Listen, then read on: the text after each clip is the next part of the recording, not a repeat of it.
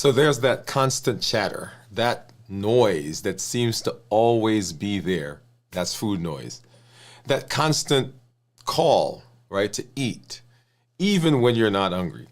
If you've ever found yourself thinking about food nonstop, craving something just because it's mealtime, or even scrolling through food videos while fasting, this episode is for you because food noise isn't real hunger.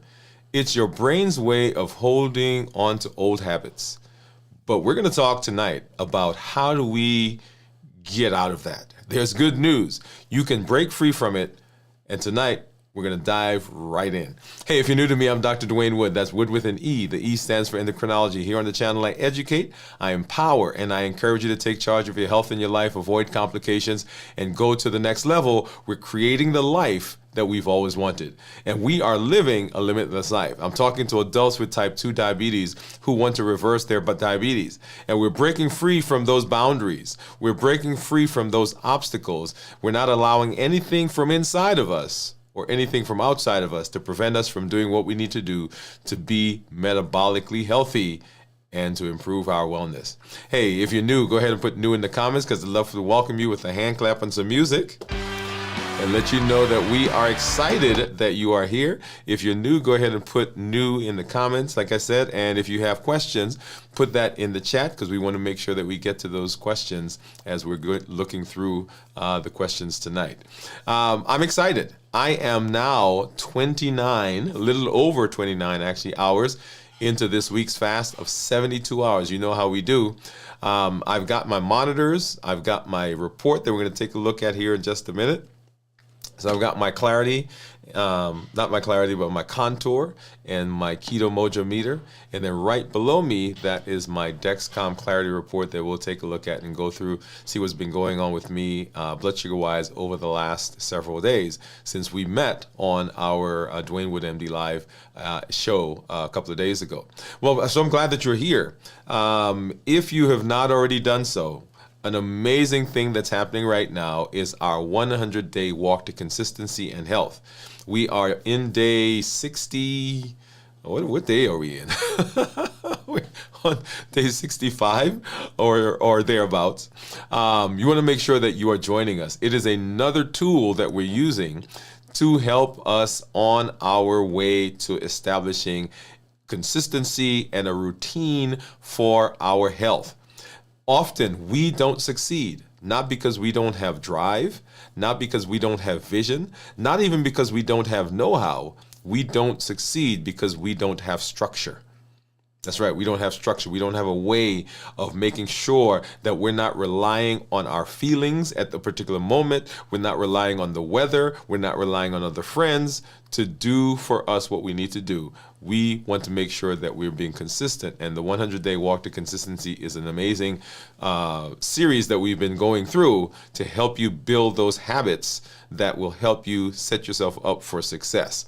Rhythm, alignment, and structure. Rhythm, alignment, and structure. Rhythm is the general tenure of your life. What is the rhythm? How do you function? What are the thoughts that you have? Are there routines that you go through? That's the rhythm. The alignment is, are the things you're doing sending you in the direction of what you say you want to be and what you say you want to do and what your purpose is?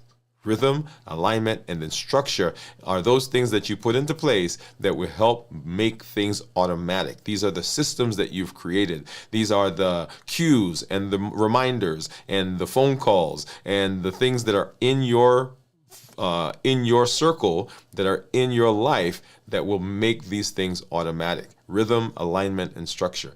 And the 100-day walk to consistency is a way of doing that. So let's go ahead and let's have a conversation. We're going to set some backdrop to what we're doing.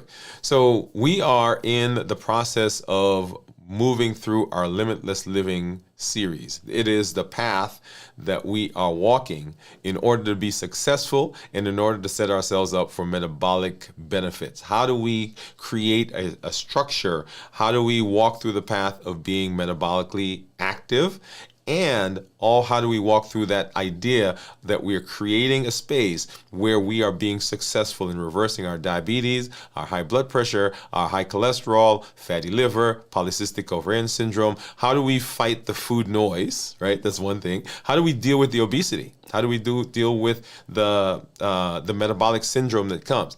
And that's the path that we're walking down as we talk about our limitless living. We're using several tools to be able to do that. One of the tools that we've learned is this idea of balanced bites, the things that we eat, the things that we nourish our bodies with, the food that we eat, every bite counts, right? Every bite counts. The 100-day walk to consistency and health is another tool that we're using to be able to do that. And then, of course, fasting is an amazing tool that we've been using in order to become more insulin sensitive, to begin shedding some of those pounds that we've put on, to help with the food noise. Once again, you hear that phrase, to help us with the fatty liver, and to also decrease our inflammation. That's another function of fasting, so that we are overall helping our body be in the space that it needs to be successful in our health. That's what we're working on. And so on our show, Dwain Woode MD Live on Mondays, we kind of walk through the path. We're walking down that path. And then every week we do a fast. And right now I'm doing a 72-hour fast. As I said, I'm a little over 29 hours into this week's fast. And the reason we're doing the fast is when we do the fast, we are able to achieve several of those things that we just talked about. Remember, our goal for reversing diabetes, or the pillars for reversing diabetes: one, we decrease insulin, we suppress the appetite, and reduce sugar. Decrease insulin, suppress the appetite, reduce sugar. And when we fast hits all of those pillars. When we're fasting, we're not putting anything in, so automatically we're reducing the amount of sugar that we're putting in our body. When we reduce sugar, we don't have the spike in our insulin, so automatically our insulin levels have gone down. Because we don't have the spike in insulin, and we know that insulin is an appetite stimulant, we decrease our appetite. So by fasting, we've hit all of those major pillars and all of the other additional metabolic benefits that we talk about in terms of insulin sensitivity, burning fat, reducing the sugar that is attacking and being converted into fat into our liver. We decrease insulin, and it currently, we know that insulin dysregulates our pituitary, which is one of the causes of polycystic ovarian syndrome. You see the cascade, and it's like a domino. We hit one, and everything else begins to improve. And so that's why we're doing fasting, and this is the first installment of this week's fast. We are doing a 72-hour fast, and right now we're a little over 29 hours in that, in the fasting in that direction. Okay, here we are. And so that's where you've caught us. We're going to do a check-in here in just a minute where we talk about how I'm feeling, because often people don't fast because there are symptoms that they have. And we're going to walk through that and talk about how I'm feeling here. But tonight, the major thing that we're talking about is how do we help with the food noise. And we'll do a little introduction to that here in just a minute and let you know how that came about and what that is, right? Because it's a real thing. It's a real thing. So I do see some of our community members that are out there, so we're going to hop over and say hello to you. I think I saw, let me just grab, let's see, who do we have out there? I think I saw Juyon, who's the first one that popped in. Hey, Juyon, she says, hey, doctor. Hey, Juyon, glad that you're here. And she says, I am 44 hours into our, okay, okay, I'm happy I am making it. Awesome, awesome, congratulations. Here's some music for you to say congratulations. Steve, hey Steve, how you doing? Steve is saying, great job, Gion. She says, I failed at fasting last week and binge, but this time I'm prepared fasting. Okay, so good job for you. Thank you, Steve. Gion said I was binging all last week though. Jennifer says congratulations to Gion on the fast. Hi Jennifer. Howdy all from Jennifer. This is our 1-year anniversary starting the fast. Oh my goodness. There you go, Steve. Steve. I'm gonna let that play a little longer for you, Steve. Come on, man. Somewhere in here I have I'm not sure where that is, but somewhere in here I have some confetti. If I find that, Steve, we'll pop that up for you guys. Congratulations on that. That is an amazing feat. As amazing feat to be able to do, and it shows consistency, right? Consistency. So let's see. Let's see if I found it. Steve, here this. Let's see if no, I don't think I found the confetti. But anyway, maybe I'll find. No, not yet. But we'll keep looking for that, Steve. But congratulations. That is an amazing feat. One of the things, and just to make a point here, to help you celebrate, one of the things that often we struggle with is this concept of consistency. And that's why the series that we're doing in the morning is so good, because it helps us maintain consistency. It's a way of putting structure. And for you, I am so excited because it shows that you have made a decision that this is what we're going to do. We are sticking in there. We're not allowing anything to distract us, and we're moving forward. So to be 1 year in, great job for you, and great job for your wife. Let me say that. And we're very proud of the decision you've made and the success you've had. I know there were some challenges as we went through the year, but here we are 1 year in. So good job for you, Steve. Very good. All right. So let's see. So that was Steve 1 year in anniversary. Gion says, great, Jennifer. Wow, congratulations. Steve saying hello, Jennifer. It's our lifestyle now. I love that.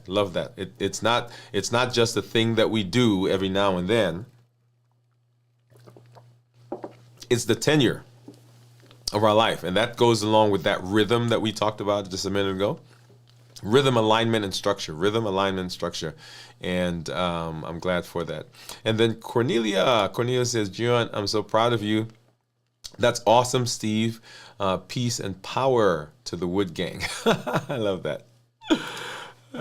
Thank you for coming through. And so let's go ahead and let's hop over. Let's take a look at blood sugars. And so this is what my blood sugars have been the last 12 hours. And you'll see there near to the end of the day, starting right maybe about 5:45, 5:30 or thereabouts, the blood sugar dropped below 70. And what we're looking at is this spot right here. That is where my, you see the squiggly white line? That is my blood sugar graph. And near the end of that is where you see the red line. That's below 70, right? So we've gone below 70 there. Let's take a look at, this is my Dexcom. This is a G7. And let's start with looking at the 12 hour. And it looks similar to what we saw on the Libre. And you'll see we started out in 97, and as we went throughout the day, down, and down to 70, and then 60s, and then pop back up a little bit. If I look at the 24-hour mark, we'll see over here, we started out in the 80s, and then we've been fluctuating up and above the 70s right in here. So went up to 80s, down below 70, and then back up. And I think the highest that we've been today, let me see. The highest we've been today is, I think, 98. Yeah, highest we've been 98. And then continually dropping down as we went throughout the day, right? And these are the numbers that I have been expecting. And you guys know, if you've been following, that over the last couple of months, we've had higher numbers. And I went to my doctor the other day, and we were kind of talking about that. And one of the points I made to him is that often people will say to me that, I was sick and my blood sugars went out of control. And, in our current thought process, right, what we typically will say is, and when I say current pathway, in our former process, we typically would say is, we need to control the blood sugars anyway, right? And that's the kind of the thing, almost like, well, you need to make sure that that gets better. And I told him, I said, I have a little bit more compassion, right? Because I was living that over the last month and a half. So for those of you who are out there, if I fussed at you, hey, you know now that I've seen it and experienced it, and so I can say, yeah, it's a real thing. All right, so that's what my blood sugars are, and that's my Libre and my Dexcom. Let's go ahead and hop over here, and this is my Contour. This is my Contour and my Keto Mojo, and let's hop over and let's get. Let's go back to this view for a minute. And so I'm just going to grab a test strip for my Contour meter, get that in there, and then grab my handy dandy container that has, so brown, if you remember, is the brown is the glucose and the blue is the ketone. Oh, I got two of those. Let me put one back. And let's go ahead and open this up and get that ketone strip in here. And the Keto Mojo will give me both the ketone and the glucose. And I forgot to grab my Lancet. And I'm going to go ahead and open this one also and just have it off to the side. If I can get it open, let's see. And I'm going to actually put this up on the screen. And so you guys can see, and you'll see that number fluctuating there, 70s, then below 70, and then right at 70. So let's go ahead. And this one, I really just grab a finger. And I like these because I get to put as much pressure as I need to get that. And that hurts just a little bit. Okay. So let's see if we get I want to get a brisk, yeah, there we go. A good drop. And we're going to go ahead and start the Keto Mojo one. And I already see some people starting to put in their guess for my ketones.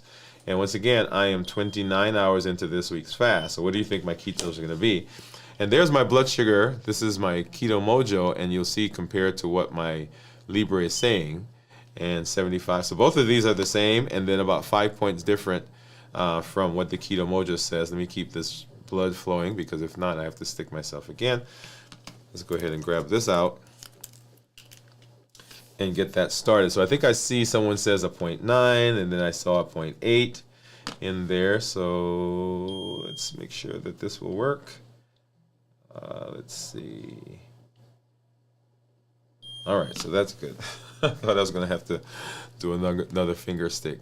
So anyway, so while that's running, we'll let that go, and we'll come back and we'll talk about where that is. Okay, awesome. All right, so then let's go ahead and let's hop over and let's do a check-in. And the check-in I usually do because I want you to know how I'm doing in 3 different areas, and these are the areas typically that people will have struggles with. And that's how we're doing physically, how we're doing mentally, and how we're doing emotionally. Let me get this headphones out of the way. All right. So how we're doing physically, mentally, and emotionally. These are the 3 spaces that people will often find themselves having issues with. And so that's why I go through this. Whenever you are doing anything, whenever you want to change something, whenever you're working on improving, whether it's your health or some system that you have, you always want to do a check-in. And here, these are the 3 domains, if you will, where people will struggle the most. And notice that the 3 domains that we're talking about here, physical, mental, and emotional, are the very first 3 domains that we talked about when we talked about our domains of health. Right, so we've done so far when we did our limitless living inventory, we came up with that structure, and we've been walking through this mini series that we're doing on the show, our domains of health, and they are the first 4 that we've done actually is physical. Right, we did that. We did the emotional, we did the mental, and then this past week we did the spiritual. So we've done those 4, and you'll see here that the first 3 are in keeping with what we're doing when we're checking in, because those are the places where people tend to have the most challenges, most difficulty. So physically, what people will say is that they feel as though they are drained. They feel as though they're walking through quicksand, walking through mud, feel like they're hitting a wall at the end of the day. And right now, I am not feeling any of that. In fact, last night, I came home and I have been, the last several weeks, been kind of running, if you will. And you guys know a couple weeks ago, there was a whole bunch of things happening. And so last night I came in, I went to my son's room, talked with him for a minute, and then, took my shower as I came in, getting ready for bed because I didn't have a show last night. So usually I go talk with him, and he was studying, and I said, okay, I'll be back. And I went to our room, and I laid down, and I fell asleep, and that was about 8 o'clock last night. And I didn't wake up until 6 o'clock this morning. So I got good rest, apparently well needed, but I've been doing a good job of resting. And so right now, in terms of my energy, in terms of the physical part of my checking, I'm feeling very good because I'm not feeling as though I'm sluggish.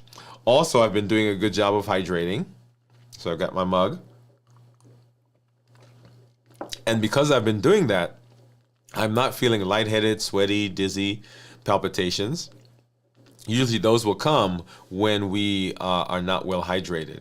And I'm not feeling that because my heart's racing, once again, because I think I'm doing a good job of hydration. The other aspect is our mental. You know, as our energy goes, so does our thought process. If you are not well rested, if you are not sleeping well, your reaction time, your thought process, your problem solving ability is almost similar to someone who's intoxicated. And because I'm well rested, mentally I'm feeling good. I'm feeling alert. Got through today and actually had a great day. Taking care of patients, and actually spent a lot of time today doing a lot of coaching in our office, because it seems like a lot of people who were coming out of the holidays, were experiencing some of the things I was experiencing in terms of high blood sugars for various reasons. And so we spend a lot of time today not just talking about blood sugar and medication, but spending some time talking about, are we existing in limitless living? Is that our rhythm? Is that the rhythm for our life? Are we aligned, right? And are we putting structure in?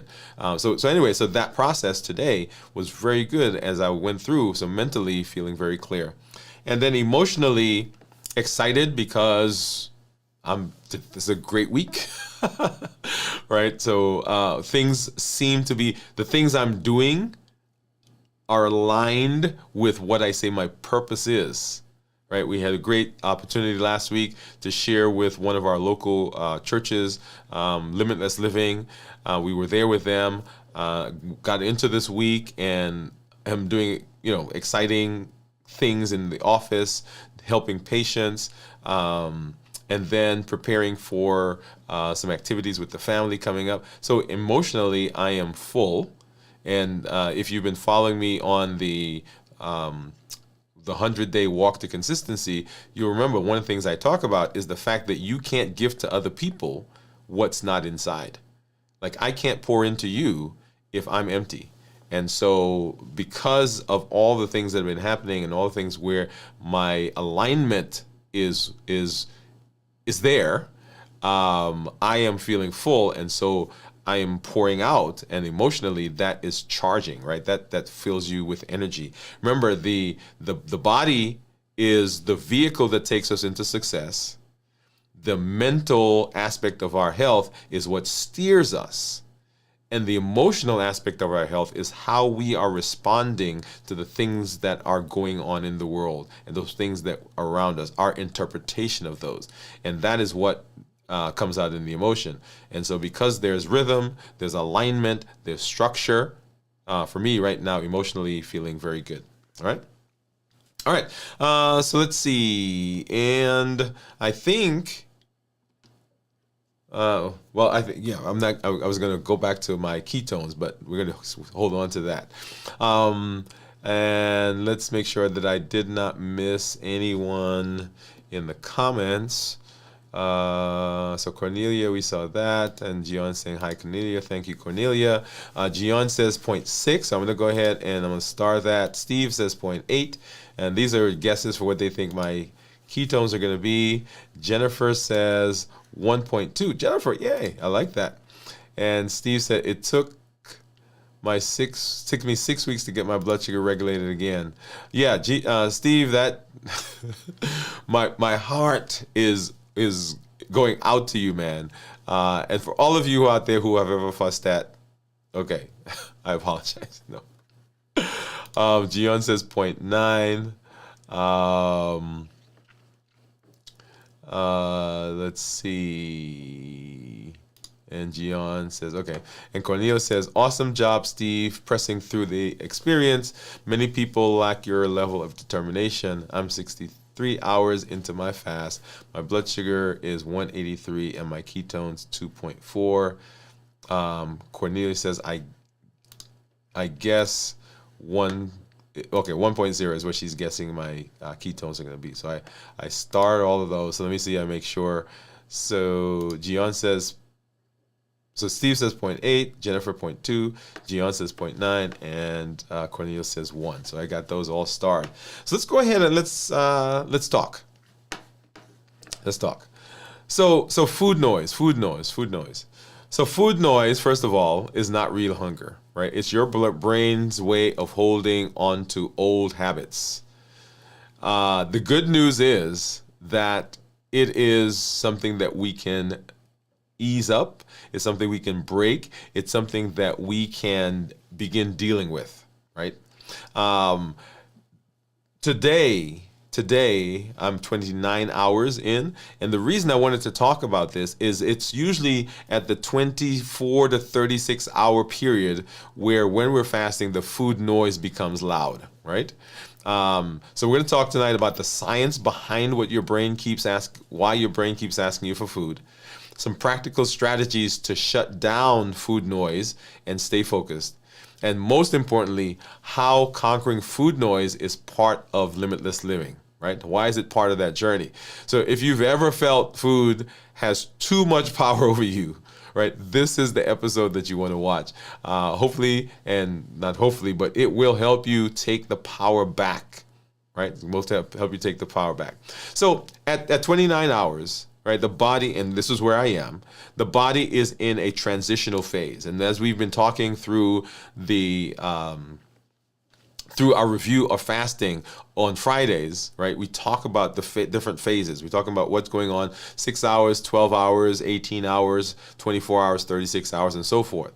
So we're moving from relying on glycogen to fully switching into fat burning. Right, and so I am just at that point now where we've just either doing that or about to do that, and you can tell from blood sugars really what is going on, right, as the body is fluctuating. And let me pull this up for a minute so you can see that. So you'll see there at the end, my blood sugar is fluctuating between slightly above 70, and then below 70. Right. If I look at the Dexcom, we probably get a clearer view of that because we can actually see those numbers. Let's go ahead and grab that. We can actually see those numbers, right? So we're at 70, we're coming down, and right at the end here, right, we're 69, we're 70, and so it's going back and forth. So my the blood sugar itself is dropping, right? So my body is using up the sugar that's floating in my blood. And then it has to go find it somewhere else, right? So is that point where we're fluctuating back and forth, and that is a good place that we want to be in. I actually get excited when I see my blood sugar go below 70 and then come back up, right? And I'm not talking about skyrocketing, but just what you're seeing right now. I get excited because that means that if my blood sugar is below 70, that means that I'm using up all the floating glucose that's in my blood. And then in my mind, I'm like, okay, well, if my blood sugar goes back up, where did the body get that from? It had to go find it. And if the stuff in my blood is gone, where is it getting it from? It has to go to the liver, and when the liver gets depleted, it now has to go to my fat cells. Does that make sense? And so I get excited there, particularly, and I haven't looked at my ketones yet. I get excited when I see my ketones are elevated and my body is fluctuating between those low and blood sugars above 70, because it's like I explained, it has to go find it.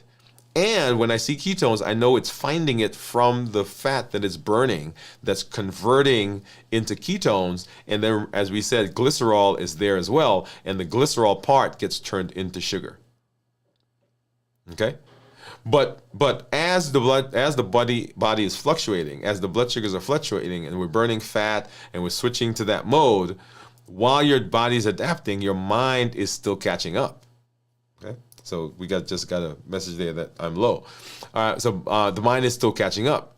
This is where food noise becomes one of the biggest challenges, because we're switching over and we're just on the cusp. So most people during this period is when they find that the food noise happens. And food noise, once again, is not real hunger. We've spent some time before talking about psychological and physical hunger. We'll spend a couple more minutes here.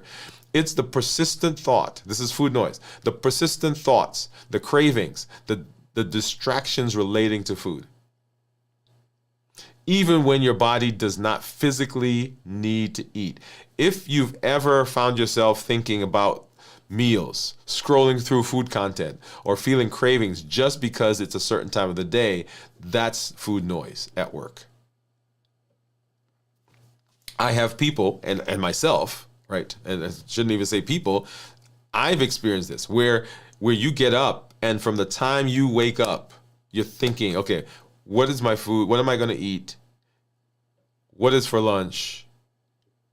When you eat lunch, okay, what am I have for a snack? When I have a snack, what am I going to have for dinner? And then, of course, as I mentioned before, when I would come home, and this is outside of fasting, right? This is like every day. When I would come home, on the way home, like if I came home on Thursday, and if I didn't plan to go out on Friday, because we don't see patients on Friday, I come home, and on the way home, I'm thinking to myself, wait a minute, I'm going to be at the house for the next day or so. What am I going to eat? And it's almost like I got into a panic to say, okay, I've got to go find some stuff, and I've got to stock up, and I've got to keep things around, because I know I'm going to be thinking about food. Okay. So why is the second day, right? This is now we moved from 12 hours with 24 hours, and I've moved into the second day of my fast. So why is the second day of fasting more problematic, right? Because food noise tends to peak between 24 and 36 hours. That's why. Because your body is depleted. Glycogen is depleting, right? Remember that. So glycogen is going. The last stored carbohydrates are running low, but ketone levels are not fully optimized yet. So as you'll see, as you fast longer, the ketones go higher and higher. And that's why you see people who are guessing, okay, maybe it's a 0.5, maybe it's a 0.8, maybe it's a 1, right? Maybe it's a 1.2, because as you fast, it gets higher and higher. We want ketones to be a 0.5 or higher. And as we're getting through this 24 to 36 hour period, the last amount of carbohydrates that I've eaten, that is what I've eaten before, that's in my blood and that's stored in the liver, all that is just about done. But the ketones haven't fully kicked in yet. They're there, but they haven't been optimized. So the levels of ketones have not gone up like we would want them to be. And so the hunger hormones are also shifting, right? So ghrelin spikes in waves, right? The hunger hormone. And this can create temporary cravings. So my blood glucose levels are going down, my insulin is going down, and what should happen at this point is that my leptin levels, if I've done a good job of preparing for the fast, see, it's all tying together. If I prepare for a fast, then I have eaten proteins, I've eaten fats, I'm in ketosis, and so the ketones, the proteins, and the fats that I've eaten coming into the fast are helping me remain satiated. In other words, I'm not feeling those hunger pangs. If I've done a good job, then that is not a problem. But if I ate a lot of highly processed, high carbs, refined sugar, then I may be getting spikes, and the insulin level that's there may be causing some dysregulation of ghrelin, and so that can make me feel hungry. Okay, so this is the hunger hormone. The other thing that happens is we're breaking habits. So your brain is used to eating at certain times. So it's kind of like you've trained your brain that at 6 o'clock we eat, at 12 o'clock we eat, at 3 o'clock we eat, or 4 o'clock, 5 o'clock, whatever it is. So whenever that time is approaching, the brain is still in the rhythm, right? It's still in the rhythm of doing that. And so using that idea, right, is one way that we can train our bodies to be able to withstand certain things, right? Because once you get into a rhythm, and that's the whole idea of rhythm, alignment, and structure. Rhythm, alignment, and structure. If you're in that rhythm and you have structure, every time that time comes, whenever that's happening, your body is ready for it. So if you exercise at 6 o'clock in the morning, the day you don't exercise at 6 o'clock in the morning, you feel like something is not right, because your body is used to it. The hormones are there. The muscles are ready. The thought processes are there.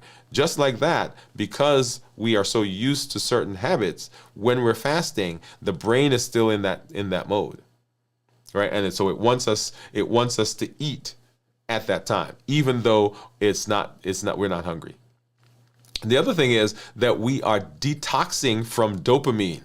Right? So dopamine is that satisfaction hormone. It's that, okay, I've got it. I feel good about it. I'll get that hit, that burst of energy that we get, that comes from dopamine. So we're getting detoxed from dopamine. So food, especially processed foods, they trigger a dopamine hit, right? Because they're so packed with those calories, it's packed with sugar. There's not a lot of nutrients in it, right? I was explaining to someone today that in our bodies, a normal blood sugar is between 70 and 99, right? So let's round up to 100. So if that's a normal blood sugar, right? That's 1 gram. 4 grams. That's 1 teaspoon of sugar. 1 teaspoon. So when we are eating things that have, we say something has, 2 grams of sugar, or 3 grams of sugar, or 4 grams of sugar, or 5 grams of sugar, or 17 grams of sugar, we're talking about lots of teaspoons of sugar. And that sugar causes a dopamine hit normally. And so when you are starting to fast, you feel that absence, if you will, of those pleasure spikes, and that leads to cravings. Right? So there's this combination of things that's going on. And this stage is when your mental processes begin going out and say, okay, all right, do I need to get some stuff? Am I going to find some stuff? Where are these things around? One of the things that I struggle with in this time is what's called scarcity, the scarcity thought process or mindset. And that is, my brain begins telling me, hey, you're not eating. You're missing out on a bunch of stuff. And so I was talking to my wife today, and we had breakfast in the office, and she said, hey, do you want me to save you some stuff? And I was fasting, and I told her, I said, yeah, go make me a plate. And then I went back and said, put some more stuff in there. But guess what? I'm not eating for another 2 days. Why am I hoarding? Because my brain is saying, hey, you're not going to get more. You got to hoard it. Right? So there's that mentality that happened. So what exactly is food noise?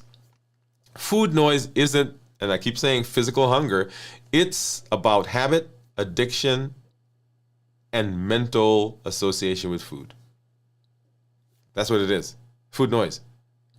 It's the habits, emotions, access, and taste that we've talked about, right? Those triggers. There are all those things that are there that constantly bring up the thought of food. So physiologic hunger and real hunger. Remember, real hunger comes from it comes on gradually. It feels natural. It is that my body needs energy. But food noise, on the other hand, it's urgent. It feels like I got to do it right now.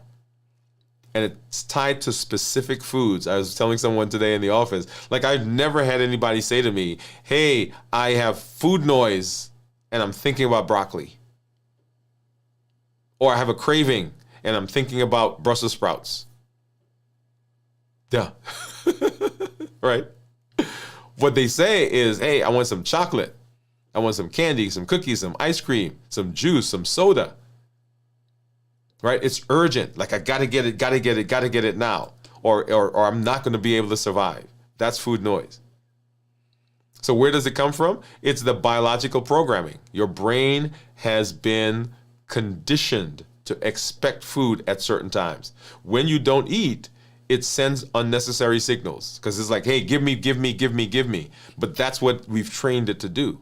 It's a biological programming that's happened. And of course, we have those pathways, right? The dopamine pathways we just talked about, and of course, the reward pathways. So eating food releases dopamine. That is a given. That is a known thing. Eating food gets dopamine out. So the brain's pleasure chemical is what that is. And so without food stimulation, your brain starts asking for more. It's like, okay, hey, it's been a while. I didn't get any dopamine. Can you give me something to eat so I can have some dopamine? We've been accustomed to that. And then, of course, there are cultural and social triggers, right? So seeing food, seeing someone eating, smelling food, or just watching cooking. We'll do that. I was doing one of our videos, right? The 100-day walk for consistency. I was walking by our office, and across the street from the office there is a shopping center. And in the shopping center they got stores, but a lot of the things in there are restaurants, right? So there's I wouldn't call it a restaurant, but anyways, lots of restaurants in there. And as I was walking, minding my business, I started to get all those smells that were coming on. And automatically my brain was like, okay, you need to get some. You need to get some. You need to get some. So I actually had to walk a different way away from them to prevent that thought process from continuing, right? And then there are emotions tied to food. So a lot of us eat when we're bored. We eat when we're stressed. We eat when we're happy. Right? So it's not about negative emotions, it's just about emotions. And so without food, those emotions come up if there's not an outlet. Right? Remember, the outlet is kind of like a balloon, right? So you blow up a balloon, and if you keep putting emotions in without dealing with them somehow, then eventually that balloon is going to burst. And that's what happens when we talk about the emotional impact of food and how that works. So why does food noise feel so intense at 28 hours? This is where I'm at, 28, 29 hours. That 24 to 36 hours, right? So you are in a metabolic limbo, right? Your body is burning up all the sugar, the carbohydrates, burning up the glycogen, and ketones are rising. So we're at that point where we're switching over between like burning a battery in a hybrid car or burning gas in a hybrid car and getting ready to burn the battery.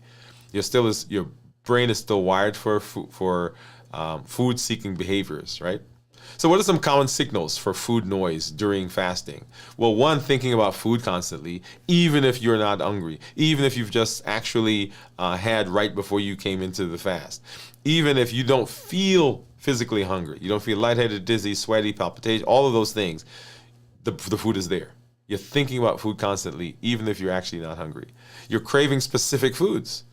I want some salty stuff. I want some sweet stuff. I want some crunchy stuff. Those are all the things right there for me, right? Sweet, salty, crunchy. That's why my Cadburys are so good. Because I get all of that, sweet, salty, and crunchy. If you eat the ones with the nuts in it. Feeling hungry at normal meal times, right? So that's another sign. This is a realization that your body is in a routine. And so wanting to eat because of boredom, stress, or routine, right?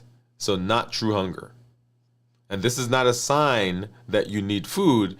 It's your brain unlearning old habits. Let me say that, unlearning old habits.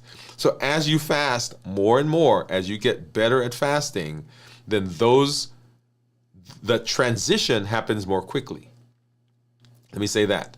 So as you fast, as you get better at fasting, as you are doing it more and more, your body becomes adapted. When you first start fasting, it takes you longer to get into ketosis.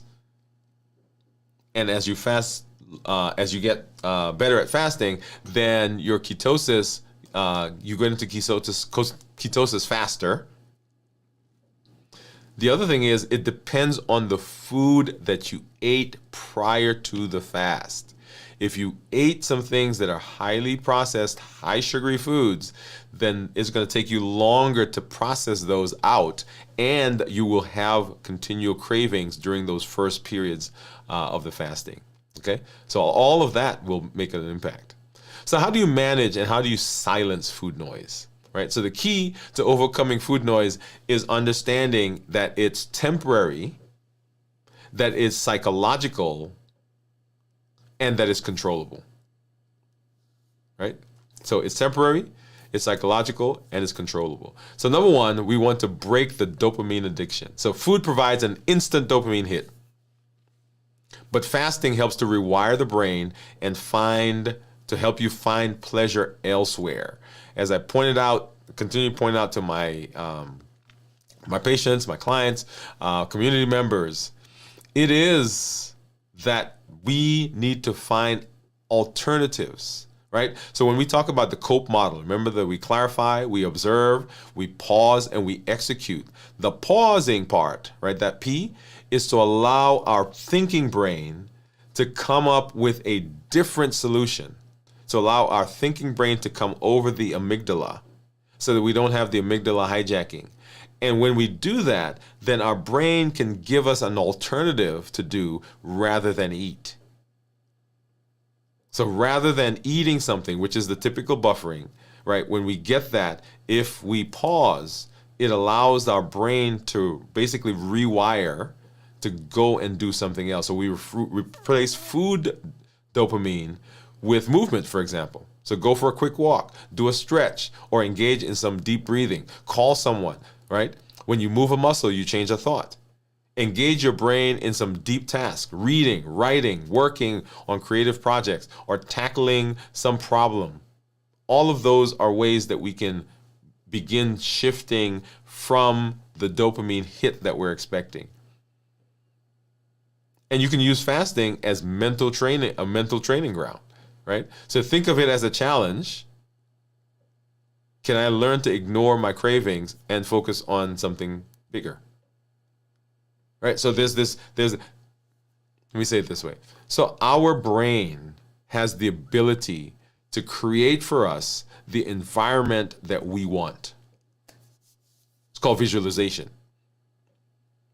So the brain has this uncanny ability to accept what you're telling it and to create an environment, to create a version of ourselves, to create a situation that is what we're being told. Now, when we do that, right, when it's negative, right, we talk about, deception and so forth, but we can use that to our benefit. We can create a successful environment where we have fasted.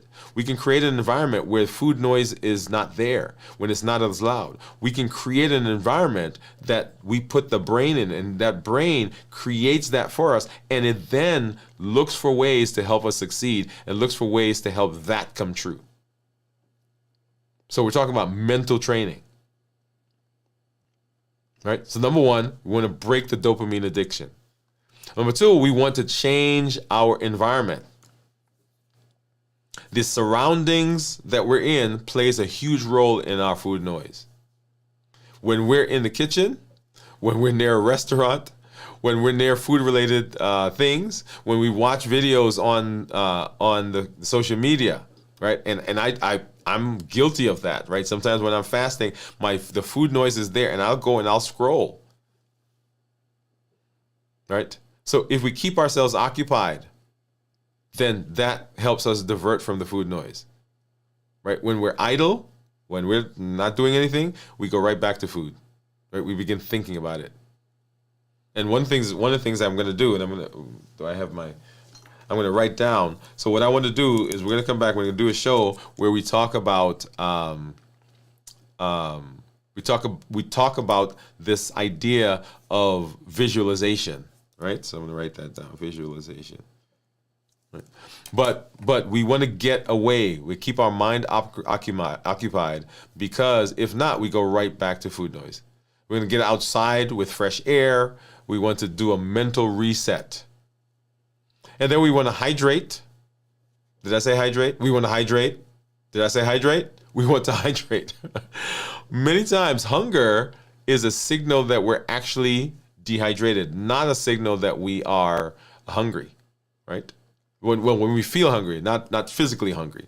So drinking water with electrolytes is a huge one, right? So when we do that, salt, potassium, magnesium, let's drink herbal teas, right? This will help suppress the cravings, and they provide some warmth, they provide some comfort. It also helps to soothe the GI tract. So particularly if you're during fasting, you find that you may have some upset stomach, this will help. Carbonated water can help mimic the feeling of having something to consume or something in our mouth. I love the burn that comes from soda, right? So that, for me, during fasting, sometimes that can be a challenge because I want that feeling. And I've actually gone away a little bit from drinking the zero sodas. I have some over here somewhere. Because when I drink them, that carbonation actually causes me to feel a little bloated and feel full, and I don't like that feeling, right? But if you like that, if you need that, then that's another way of being able to hydrate, right? Because a lot of people say, "Oh, I don't like water." Well, water is good, but you can do other things to help you stay hydrated. And then you want to disrupt the habit loop. Disrupt the habit loop. So when food noise strikes, when it comes, you want to do something completely different. Do that for 5 minutes, right? This is the idea. Move a muscle, change a thought. Move a muscle, change a thought. When we move, the posture that we're in, the way we're sitting, the way we're holding, our clenched feet, clenched jaws, our clenched fists, all of those have an implication on how our body's going to respond to the things around us, respond to our thought about food. But if the food noise comes and we already have a plan, remember rhythm, alignment, structure, the plan is when I get that, I'm going to get up. You don't have to have a plan about what you're going to do when you get up. I'm going to get up. And the moment you get up, that muscle that just changed, the thought goes with it. Change your position. Stand if you're sitting. Stretch if you're being still. Chew gum. Brush your teeth. The act of chewing tricks your brain into thinking maybe you're eating, or just the movement of the muscles. Take deep breaths. Right? All of that. So hunger often causes peaks in our stress level, particularly if we're in a stressful environment. And that stress level will push you to eat. It has those cravings. So when we do deep breathing, we are decreasing our cortisol levels, and the decreased cortisol levels helps us with the stress. And then the other thing that we can do is we could reframe the food noise, right? And this is a limitless living perspective. Reframe the food noise. Instead of seeing food noise as a struggle, see it as a sign that change is happening. I want you to hear me. So change is happening. What food noise really means? It means that your body is shifting into a new metabolic state. That I am in the space where my body has burned the carbohydrates. The sugar is gone. And I'm about to, or I'm in the midst of, changing over the source of energy. That is a good thought. That is a good process in the body. Also, you're gaining control over cravings rather than being controlled by them. That I'm doing what I need to do, right? Remember, nothing from inside, nothing from outside is going to prevent me from doing what I need to do to be successful in my metabolic state. So these are things you're telling yourself. You are resetting how your brain and your body interact with food. Silencing food noise isn't about more than fasting. right? It is about taking full control of your relationship with food and breaking free from unhealthy patterns, right? It's about more than fasting. So ask yourself, do I really need food, or is it my brain just reacting? Is it just reaching out? Is it just because of a habit? What would I normally eat right now, and why? If I ignore this feeling, will it go away in 5 minutes, in 10 minutes? And the answer is yes, it will. Usually in 10 minutes. So what's coming next? What's coming next? So at 48 hours, food noise significantly decreases, right? As your body fully adapts to fat metabolism, because the ketones are there. Remember, ketones will help your body feel fuller longer, and it will send a signal to the brain that you are not hungry. Right? Ketones become your brain's primary source of fuel, and this leads to mental clarity. It leads to reduced hunger, as I just mentioned. On Friday, we are going to do a check-in at 72 hours, and hopefully you'll do that as well. I'll do a fasting review, and there we're going to cover how to prepare for a fast, how to get through the fast successfully without struggle, and how to break the fast properly to maximize your health benefits. So remember, your power over food noise is that you are in control. Food noise is not real hunger. It's an old pattern that's playing on repeat, right? So you've hit the repeat button and it's going over and over and over. The more you ignore it, the more you challenge it, the more you push through it, the weaker it becomes. What we're doing is we're reprogramming the brain. Neuroplasticity says that we have the ability to make new connections, new neurons. This is what limitless living is all about. Not being controlled by the cravings, not being controlled by external distractions, or not imposing self-limits. It's about you doing what you need to do to be successful. You are training your mind. You're training your body for true freedom. So push through. Stay the course. Let your body do what it's designed to do. Limitless living says, nothing inside, nothing outside is going to prevent me from doing what I need to do to be successful in my health space. So do you want to be successful? Then this is the space. Limitless living says that you can do this. And fasting says it is an amazing tool that gives us amazing benefits in our metabolism. And specifically for adults with type 2 diabetes, we can use this to reverse our diabetes. All right? Awesome, awesome. All right, so let's go ahead and let's hop over and let's see what we've got. I think I heard some comments going through there. Let me see make sure I didn't miss any. Let's come back. So Cornelia had guessed 1, I think is where we left off. Let's see, Cornelia says 1. So wow, Cornelia, 63 hours fasting now. Yes, Cornelia, that's amazing. Gion says, great job. Wow, great job indeed, Cornelia. I hope I could do that someday. Thank you. I'm so happy for you at 44 hours. Yes, I knew you could do it. Great job, Cornelia, from Steve. Thanks, Steve. Thank you from Gion. My hubby just had me pick him up Chick-fil-A. I made it home, and this live is so on time. There you go, Cornelia. See, I knew that. I anticipated that. No. Oh, Bowie says, hello. Hey, how are you doing? Cornelia says, hi, Bowie. Howdy, Bowie. Gion is saying hello. Cornelia, you mean you cooked while fasting now? No, you picked up. Yes, I cooked you cooked for him today. I picked him up food after work and the gym. Okay. This Sunday I had a sip of a sip in high hop restaurant while fasting. I watched my family eat and just ordered nothing. Oh, Cornelia, you're strong. Oh, Bowie says that. Sorry. Cornelia says, wow. Wow to you, Bowie. That is tough. High five. That's real discipline. You as well, Cornelia. Let's see. It takes a lot of practice. I was hard at first for the first few days. Last night I saw the headlines regarding the 25% tariff of Canada. My brain said food is going to be really expensive. You should eat.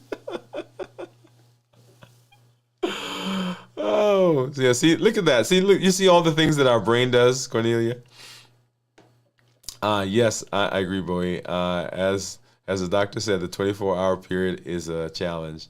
Cornelia says, yesterday I had constant intrusive thoughts of food, but when I checked, I wasn't hungry. Then I asked myself, what do I want more than the food right now? Okay.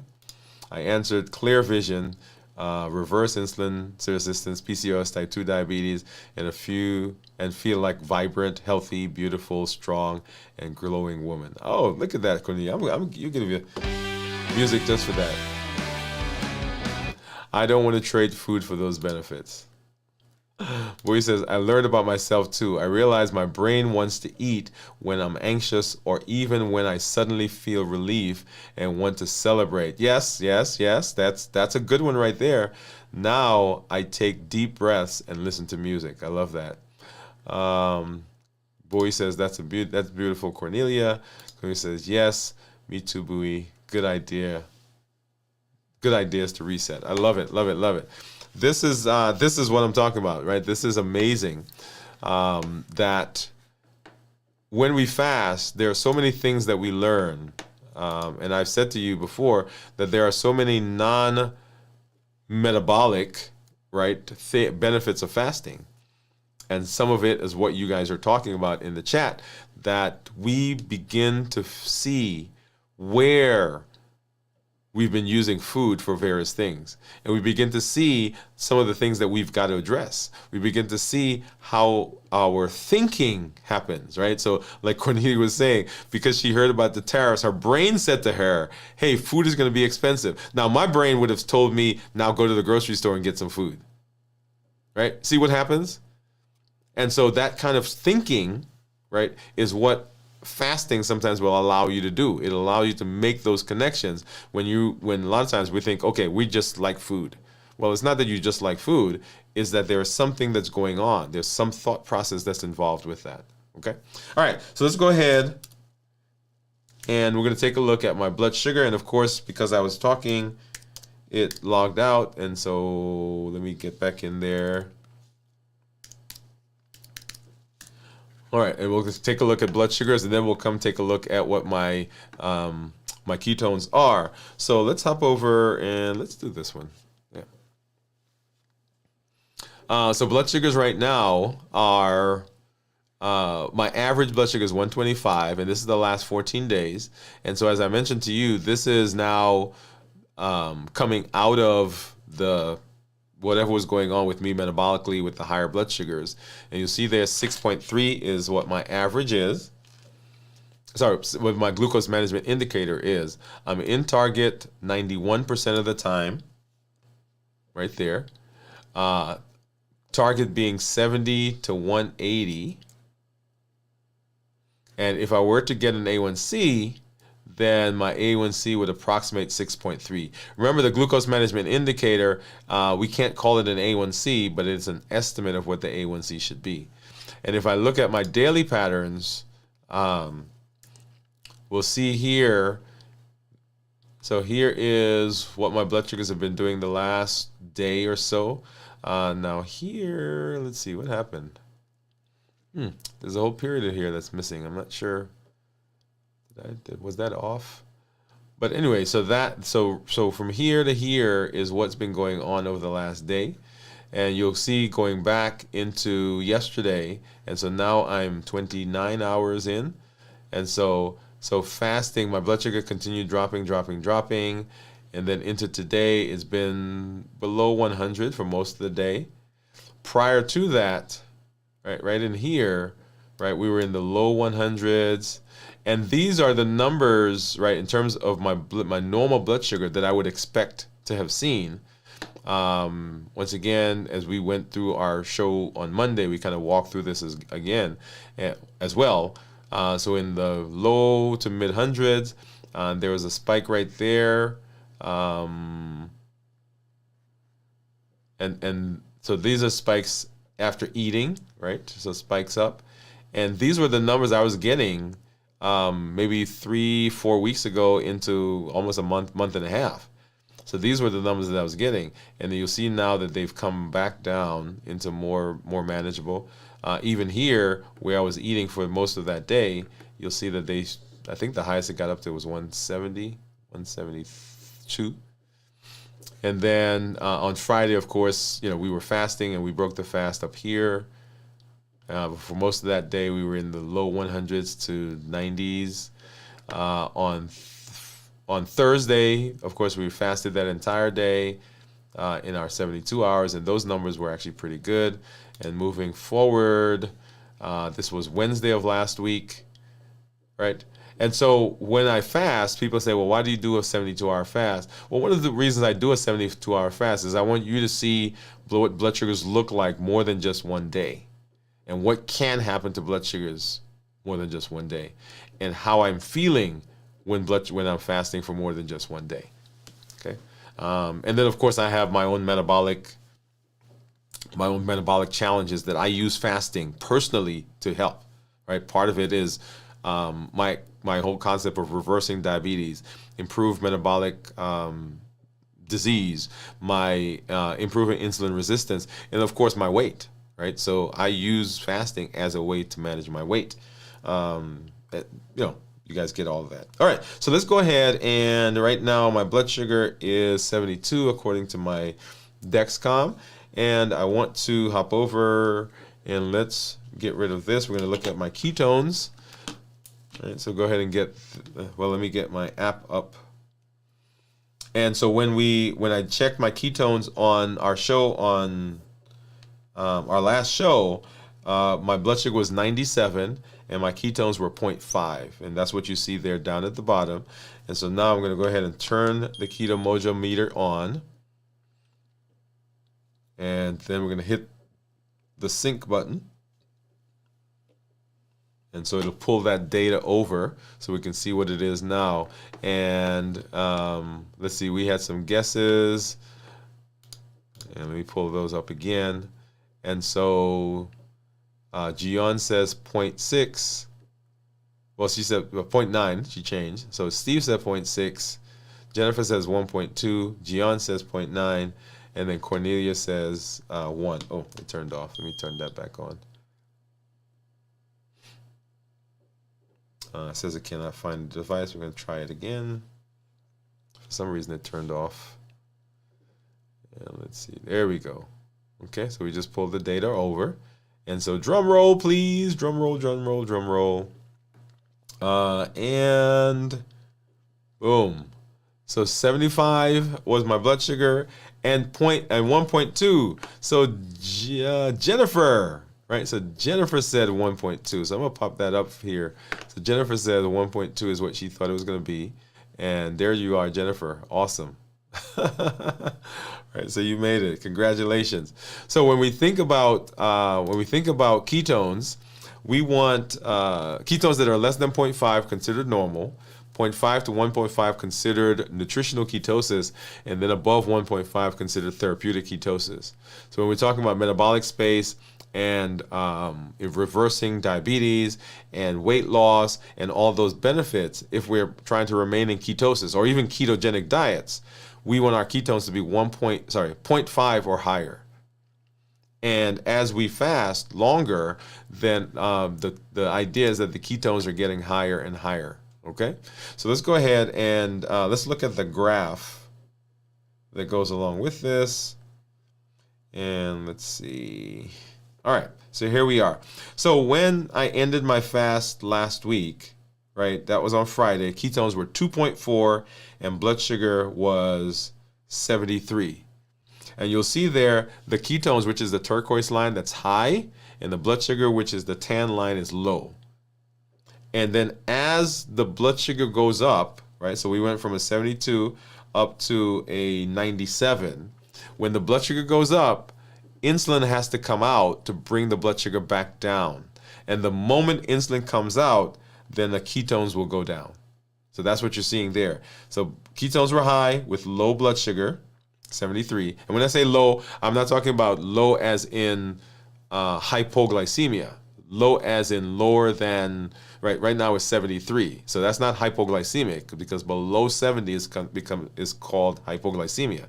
It is just lower than it had been before. Okay? And so the ketones, when the blood sugar goes up from that 73 up to 97, the ketones then drop from 2.4 down to 0.5. And then, of course, what we have now is that my blood sugar going down to 75. Once again, you're seeing that trend. And because the blood sugar is lower, the insulin is lower. And because insulin is lower, then my ketones now are going up. So the great thing I love, as I mentioned before, is that I'm seeing the blood sugar fluctuating right around 70. So it's going below 70 a little bit and up above 70 a little bit and below 70 a little bit. And that's what we're seeing. And I'm going to show you this one because I think you can see it better. That's what we're seeing right there, right?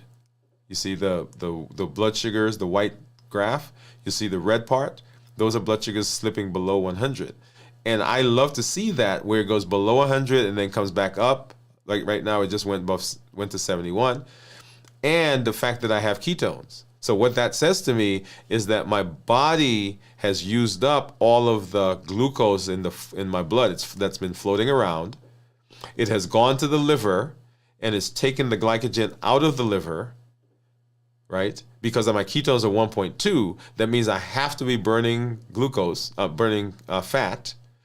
And if I'm burning fat and not burning sugar, why is my blood sugar fluctuating? Because the body is now using that to convert some of the glycerol to sugar. And that's why I'm getting that, right? That fluctuation. What I love to see is when that blood sugar gets below 70 and it kind of hangs out there, when I still have ketones that are 1.2, 1.3, and even climb higher, because that means that my body is fully switched over and I'm now burning ketones. Does that make sense? I hope that makes sense to you. All right. So that is our fast for this week, right? So the food noise that we get through, that we have, is about retraining, rewiring. It's about us becoming metabolically adapted to burning ketones. It's about us retraining our minds, making those neural connections where our food thought, right? The food noise, and I said food thought, but I meant food noise. The food noise is becoming quieter because Limitless Living says that it's about, it's not about controlling those cravings, not being controlled by those cravings. Let me say that. But we are making changes. We're making strides. We are working on rhythm, alignment, and structure. The rhythm of our lives is limitless living. The alignment is that what we're doing, the behaviors, the thoughts, the actions, the learning, the education, all of that is pushing us in the direction of what we say our purpose and our why is. And we've put structure to it so that it becomes automatic. It doesn't depend on whether I feel good today. It doesn't depend on what the weather is today. It doesn't depend on if I'm hurt or somebody hurt my feelings or I'm depressed. There's structure, and the structure automatically makes it a process that you fall into on a daily basis. Rhythm, alignment, and structure. That helps us to be successful, and that helps us with the food noise. So remember, everything that we do is built on our Triple E formula for success. We educate, we empower, and we encourage. We educate with the shows that we do, the blogs, the podcasts.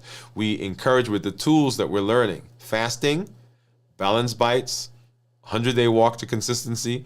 All of those are tools that we're using to put ourselves in the best position of being successful.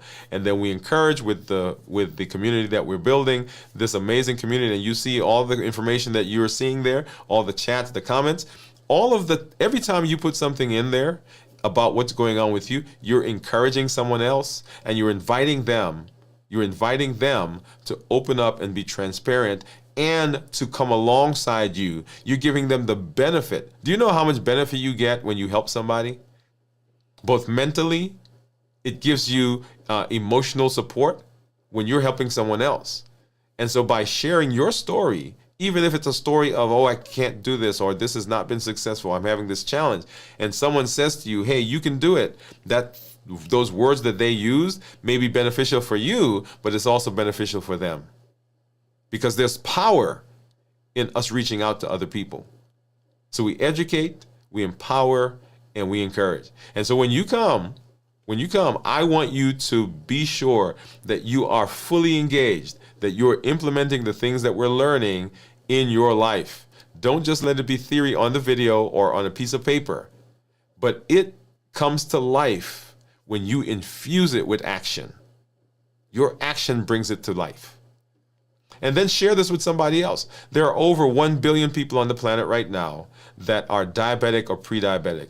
You can be a voice for change. You can say to them, there's a place where we can go, where we can watch some videos, where we can get some education, where we can begin learning tools, where we can have support from a community so that we can be successful. And this is the place. So don't just send them, but bring them. Come. There are so many videos that we have on this channel. And I think I've mentioned that we've broken up the 100-day walk to consistency into different weeks with different topics, with different subjects. The New Year, New You is going to have the same thing, where we're breaking those up as we walk through that path. And as we walk through limitless living, you'll begin seeing those as well. So you can go to specific groups of videos on specific things that we're doing, specific concepts that you want to do. You may have to watch a video over and over until you get it, until it sinks in, but that's okay, because limitless living says that's what we're going to do. Well, as always, I am always excited to be here in this space with you. I'm always glad that I am able to talk with you and share with you and encourage you and be encouraged by you. We will be back as we do our fasting this week, so tomorrow, and then on Friday for our review. We'll be back Saturday night for Video from the Vault, and then on Sunday, Video from the Vault Saturday night, This Week in Review on Sunday at 6 a.m. as we recap what went on this week. Remember, for the next 2 weeks, for the next two Dwain Woode MD Lives, it won't be a live show, but it will be something in this space for you. Make sure you come on, encourage each other, and have those conversations. Make sure you are also dropping into the membership area to encourage each other and to be successful. Hey, this is Dr. Dwain Woode. I'm always excited to be here. That's Woode with an E. The E stands for endocrinology. Here on the channel, I educate, I empower, and I encourage you to take charge of your health and your life, avoid complications, and go to the next level. And in this year, we are living a limitless life. And limitless living says that we're not allowing anything, no boundaries, no borders, to stop us from doing what we need to do. We're presenting our best self, our best health, and our best plans for our life. Nothing from inside of us or nothing from outside of us is going to prevent us from being and doing what we need to do to be metabolically healthy, to improve our health, and to reverse our diabetes. Good night, everybody. We'll see you at our next show. We'll catch you in the membership area. We're going to post that link here in just a minute. Good night.